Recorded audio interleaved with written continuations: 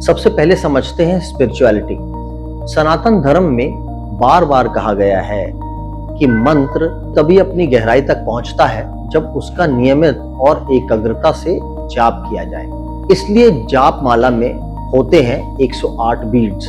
हर बीड के साथ एक मंत्र, एक एक रेपिटेशन के साथ मन धीरे धीरे शांत होने लगता है। शुरू में हम मंत्र बोलते हैं, लेकिन कुछ देर बाद ऐसा लगता है जैसे मन खुद चल रहा हो। यही मेडिटेशन की अवस्था है। इसलिए 108 को कंप्लीशन, डिसिप्लिन और स्पिरिचुअल होलनेस का प्रतीक माना गया है। ध्यान देने वाली बात यह भी है कि जाप माला में एक एक्स्ट्रा बीड होता है जिसे मेरू बीड या गुरु बीड कहा जाता है। उस बीड को क्रॉस नहीं किया जाता। 108 मंत्र पूरा होने के बाद माला को उल्टा घुमाया जाता है। यह हमें याद दिलाता है कि स्पिरिचुअल प्रोग्रेस में भी गुरु का स्थान सबसे ऊपर है। अब आते हैं ज्योतिष की तरफ। सनातन ज्योतिष में 12 राशियां मानी जाती हैं और परंपरागत रूप से 9 ग्रह। जब इन दोनों को गुना या मल्टीप्लाई करते हैं तो 108 आता है। कई विद्वान इसे एक सिंबॉलिक रिप्रेजेंटेशन मानते हैं, जहां 12 राशियां जीवन के विभिन्न पहलुओं को दर्शाती हैं और 9 ग्रह उन पर पड़ने वाले प्रभाव को। यानी 108 एक ऐसा नंबर बन जाता है जो पूरे कॉस्मिक साइकिल का प्रतीक माना जाता है। इसलिए कई अनुष्ठान में 108 बार मंत्र, 108 पुष्प या 108 आहुति देने की परंपरा मिलती है। अब आते हैं उस बात पर जो अक्सर सबसे ज्यादा क्यूरोसिटी पैदा करती है। मॉडर्न एस्ट्रोनॉमी में एक इंटरेस्टिंग ऑब्जर्वेशन किया गया।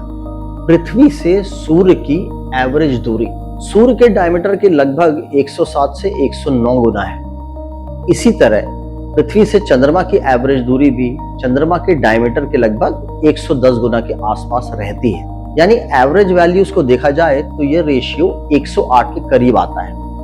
इसी वजह से सूर्य और चंद्रमा दोनों हमें आसमान में लगभग एक ही साइज के दिखाई देते हैं। इसी फिनोमेना की वजह से हमें टोटल सोलर इक्लिप्स देखने को मिलता है।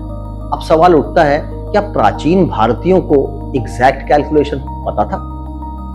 इस बात का कोई डायरेक्ट हिस्टोरिकल प्रूफ नहीं है, लेकिन इतना जरूर है कि प्राचीन भारत में एस्ट्रोनॉमी बहुत एडवांस थी।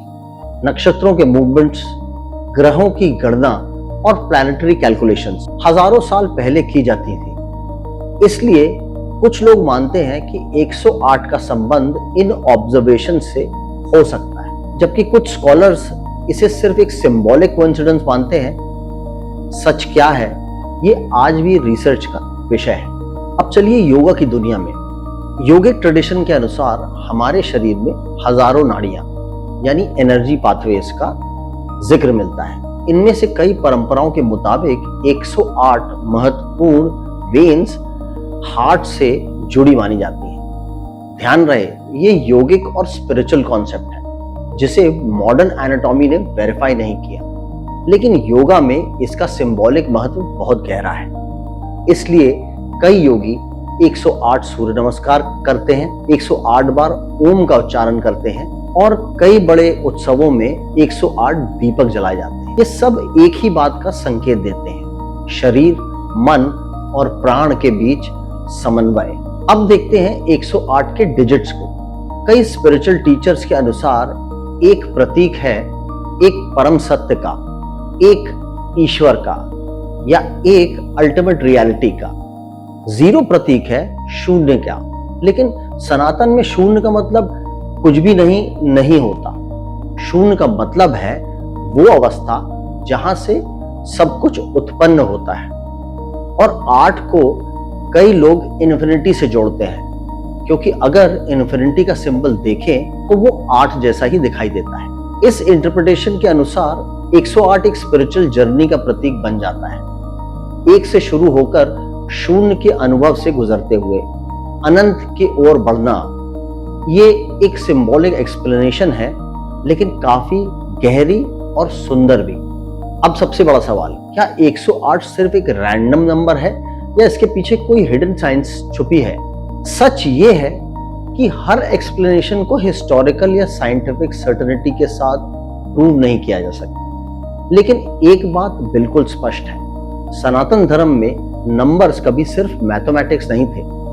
हर संख्या किसी न किसी फिलॉसफी, प्रकृति के ऑब्जर्वेशन या स्पिरिचुअल सिंबलिज्म से जुड़ी हुई थी, और 108 उनमें से सबसे अधिक गहरा अर्थ रखने वाली संख्या में से एक है। तो अगली बार जब आप 108 बीड्स वाली माला देखें, 108 बार मंत्र जाप करें या भगवान के 108 नाम सुने, तो याद रखिए ये सिर्फ एक नंबर नहीं है, ये एक ऐसी परंपरा का प्रतीक है जहां स्पिरिचुअलिटी, एस्ट्रोनॉमी, योगा, गणित या मैथमेटिक्स और सिंबलिज्म एक ही सूत्र में जुड़े हुए नजर आते हैं।